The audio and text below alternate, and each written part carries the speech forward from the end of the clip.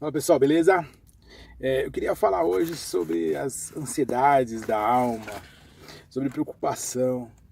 Eu estava lendo a Bíblia esses dias e fui ler o Evangelho de Mateus e aproveitei para ler a Bíblia e treinar um pouquinho de inglês. Eu cheguei lá em Mateus 6, 25 a 33 e tem lá o título, não é, daquele capítulo. Don't worry, não se preocupe.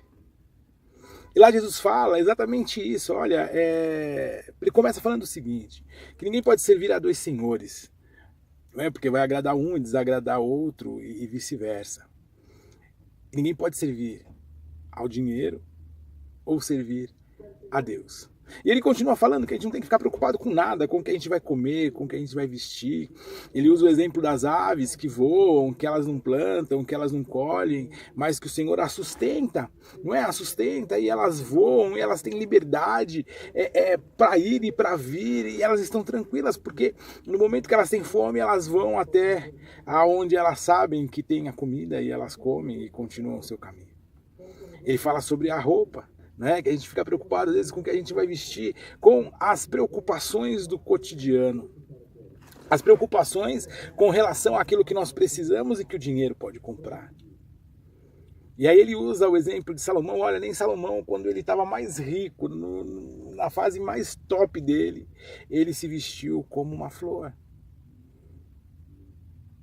como um lírio, que hoje ele está bonito, colorido, perfumado, e amanhã ele seca e queimam ele.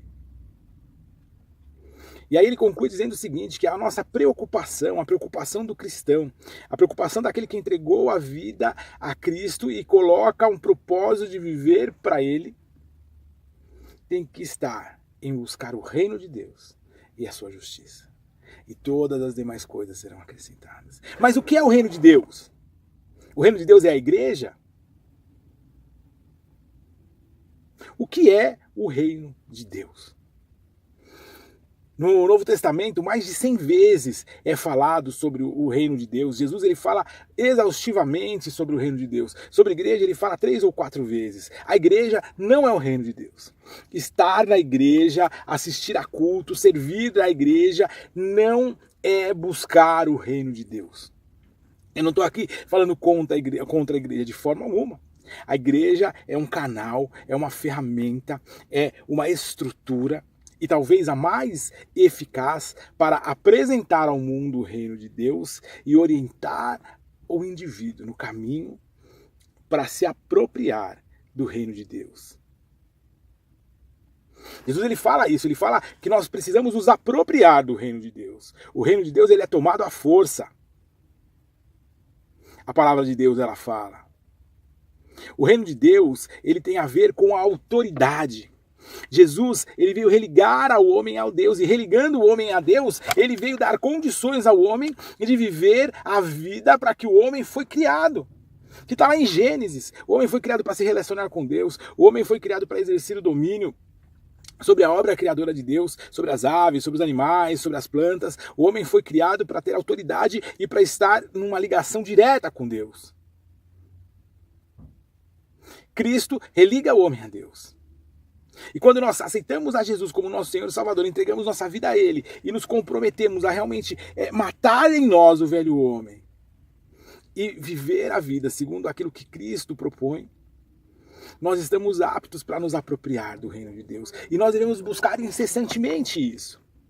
O reino de Deus e a justiça de Deus. Num vídeo aqui do YouTube, é muito pouco tempo para eu falar sobre isso. Talvez eu crie uma série de vídeos agora para falar sobre reino de Deus e sobre justiça de Deus. Mas uma coisa que você tem que saber, a justiça de Deus te dá habilitação para se arrepender e ser regenerado através do sangue de Cristo. A justiça de Deus olha para a atitude do homem e não para o homem pecador. A justiça de Deus, ela abomina o pecado, mas ela ama o pecador arrependido. Quando nós entendemos o pecado do homem, quando nós entendemos esse pecado em nós e nós nos arrependemos, nós estamos aptos para viver a justiça de Deus. E quando nós conhecemos a palavra de Deus, entendemos o que Jesus propõe como reino de Deus, e nós lutamos, nós nos esforçamos para manter o foco, para manter o alvo, para não andar no pecado. Pecado significa perder o alvo. E quando nós nos esforçamos para manter o alvo, para caminhar na direção daquilo que é a vontade de Deus e o propósito dele para as nossas vidas, nós nos apropriamos do reino de Deus. E nós temos a autoridade para viver uma vida do homem original. Eternidade não vai começar no último dia. Eternidade não vai começar após sua morte. Eternidade não vai começar após o arrebatamento. A eternidade começa no dia que você entrega os seus caminhos ao Senhor, que você se presume, se enxerga, se vê pecador e se arrepende e começa a caminhar uma vida que tenha como objetivo os propósitos de Deus para ela. Aí você está apto para uma vida plena, próspera, abençoada e eterna com Cristo. Amém? Em nome de Jesus, é o que eu tinha para falar para você hoje. Fica na bênção do Senhor. Se você gostou do vídeo, curta, compartilhe, se inscreva, sabe qual que é o caminhozinho aí? Até mais. Te amo em Cristo.